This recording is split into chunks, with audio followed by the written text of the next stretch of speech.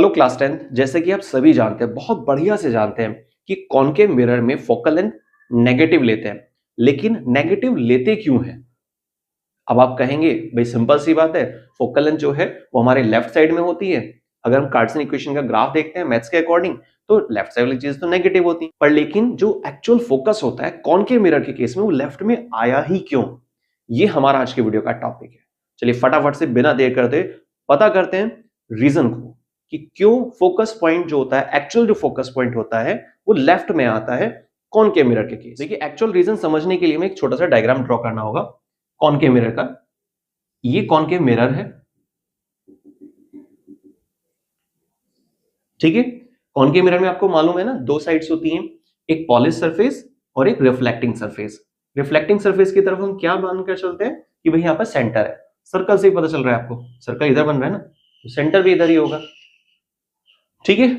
Centre point ये हमारा पोल point, सी और पी की डिस्टेंस को क्या बोलते हैं कमेंट बॉक्स में डालिएगा। जस्ट मिड पॉइंट इसको हम बोलते हैं फोकस पॉइंट। लेकिन फोकस पॉइंट तो आगे भी हो सकता है ना। लेकिन इसी को मेन फोकस क्यों बोल रहे हैं? जैसे मैंने आपको स्टार्टिंग बताया था, रीजन हम मालूम करेंगे। देखिए इसका एक्चुअल रीजन क्या होता है। ऑब्जेक्ट के हेड से रेज स्टार्ट होती हैं, टकराती हैं रिफ्लेक्टिंग सरफेस से, टकराने के बाद वो जिस पॉइंट से गुजरती हैं एक्चुअल में वही हमारा फोकस पॉइंट होता है। तो यहां पर रेज क्या हो रही हैं, कन्वर्ज हो रही हैं। क्या हो रही हैं? कन्वर्ज हो रही है। जितनी भी रेज आएंगे, 2 3 4 5 जितनी भी रेज आएंगी सभी रिफ्लेक्टिंग सरफेस से टकराएंगी। कॉनकेव मिरर के केस में टकराने के बाद वो जिस पॉइंट से गुजरती हैं उसी पॉइंट को हम बोलते हैं फोकस पॉइंट। और फोकस पॉइंट से लेकर पी तक की जो डिस्टेंस होती है इसको बोलते हैं हम फोकल लेंथ, ठीक है। अब हम इसको ग्राफ से मैच करते हैं। ये पोल पॉइंट, फोकस पॉइंट हमारा इधर आ रहा है, ये है फोकल लेंथ।